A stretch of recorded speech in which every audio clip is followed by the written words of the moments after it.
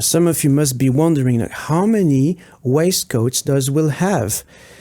And well, I don't know myself, and this is not the whole collection, because I'm batch shooting these videos, so I have my pile of waistcoats waiting for me down there, and I just change the waistcoat every time, so I recognize, oh, this video is about this topic, this video is about this topic.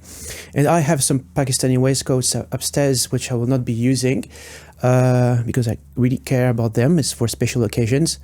But yeah, here we are. Hello and welcome. My name is William. I am a researcher in sociology at the University of Warwick in the UK, and this is a video series around my latest book, Muslims in the Neoliberal Empire, where I ask myself the question, how does the society colonize us and what can we do about it? Today's topic is about the epidemic of loneliness. Why are we feeling so damn lonely? And to put things into context, I want to compare with my experiences amongst French Muslims. So many of you know that I embraced Islam in France, and for 5 years of my life I spent it with French Muslims in my parents' town around Paris. It was a time, and things have maybe changed by now, where I could go to a random mosque and get out after the prayer with 5 new friends I would have made in the way. And one thing that shocked me is that, first time I came to the UK in 2013, first Ramadan I spent in the UK working for a Muslim charity, Muslim colleagues. No one invites me for Ramadan. And when you say Salam Alaikum to Muslims on the streets, they look at you as you've just committed a crime. It's as transgressive as if you say hello to someone in the London Underground. So how come Muslims have become so cold in a way, I'm wondering. But of course, if you've watched videos I made about chapter 1 and chapter 2 of my book, I explain a lot of what's going on when it comes to conformity, social norms and standards, and how Muslims who traditionally have been societies where people are like, there's a strong solidarity between people, have become atomized, individualized. How is it possible that just a few kilometers the distance, when you compare France and the UK, is it that people naturally socialize more in France and much less in the UK? And this is happening even between close friends. So here in the UK, my wife and I were able to create really, really strong friendships with people, and some of them, from like uni friends, and some of them with people we met along the way.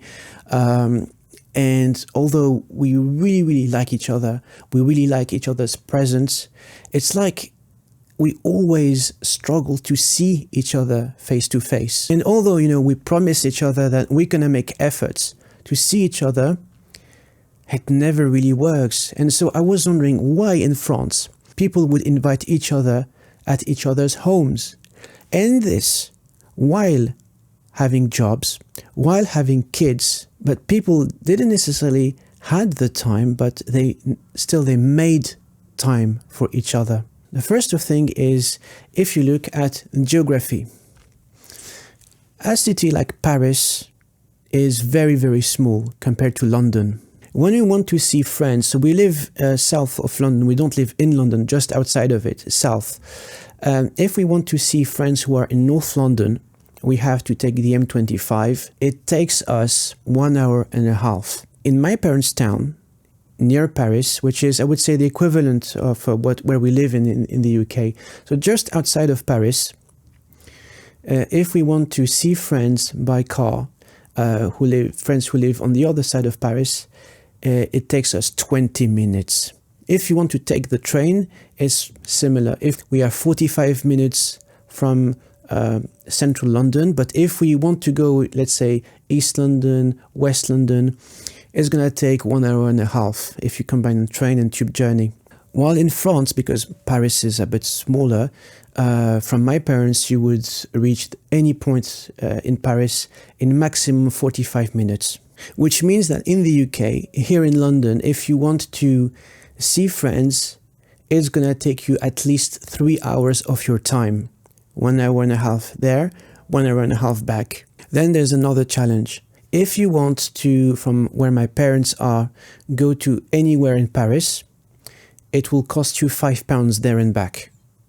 If you want to do the same in London, from where we live, it's going to take us £22 per person. £22, it's more expensive than a full meal at a good restaurant, which means that if you want to have food with friends outside, it's going to cost more to just get there and back than having the actual meal. And of course, a lot of our friends are not, super rich, and so these costs bear a huge impact when it comes to personal finances. Not mentioning that the cost of living in a city like London is already really, really high.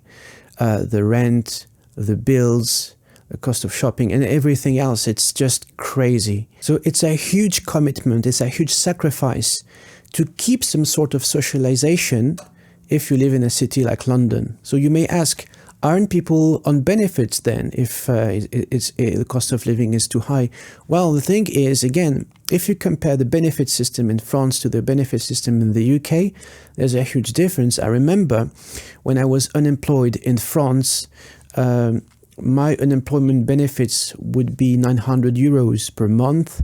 But when I applied for unemployment benefits in the UK, it was about £200 a month. There's a huge difference. So you may ask then, why don't people move outside of big cities? But the problem is, in centralized countries, even, it applies to France, the problem is that there is a necessity to stay within the city, because this is where all the job opportunities are. This is where all of the networking opportunities are. This is where all the cultural events happen.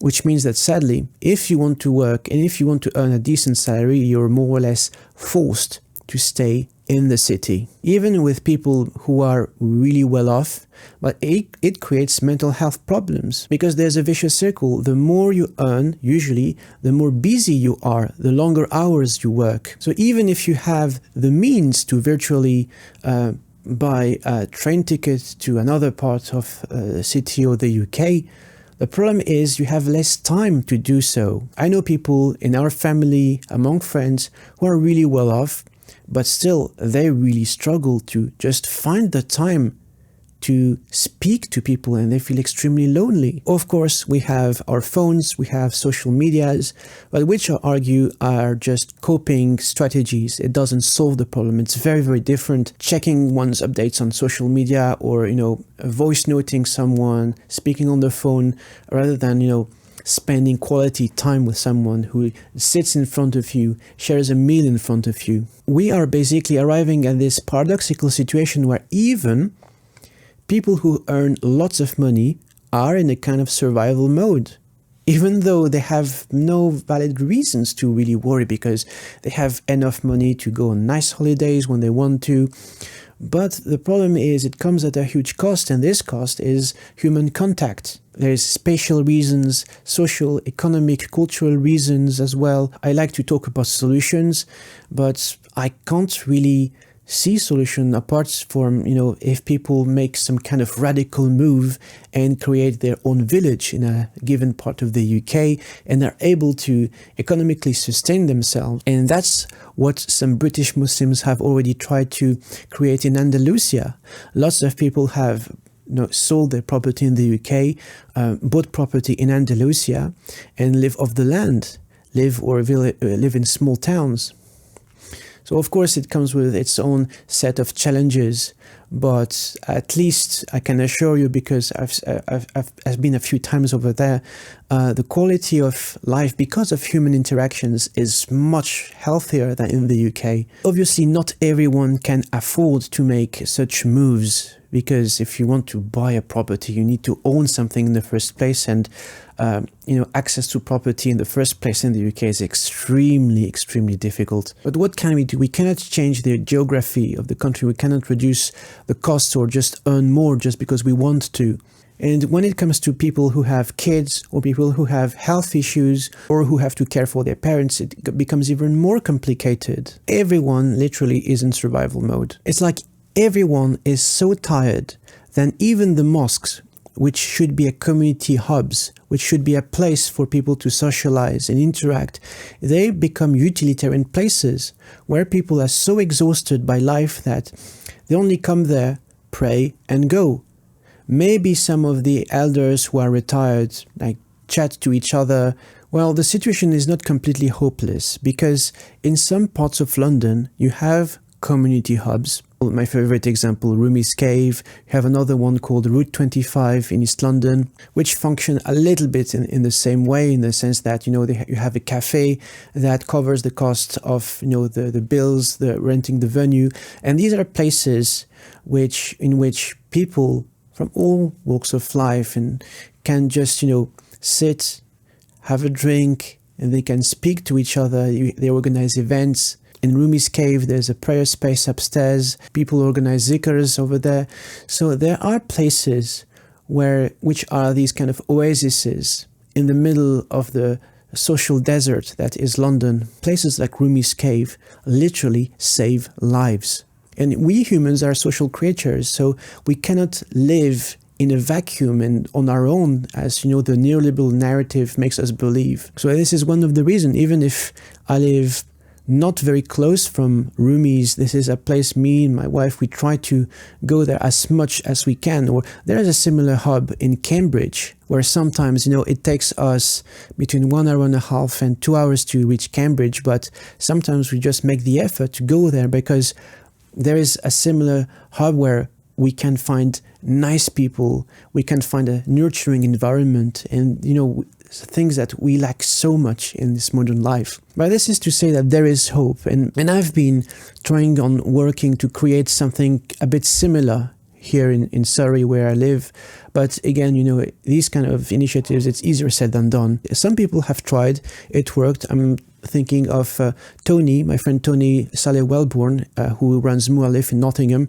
So this is something he's created and it works really, really well. If you don't have a community around you, you can create one. So if you want to dive deeper into the conversation and take part to the conversation, subscribe to my newsletter, where I'll be advertising in-person events in France, the UK, in France, and US, and I'll be also organizing online events where I'll be sharing parts of my work and we'll be able to have conversations around it. So thank you very much for watching, and as always, take care of yourselves and each other.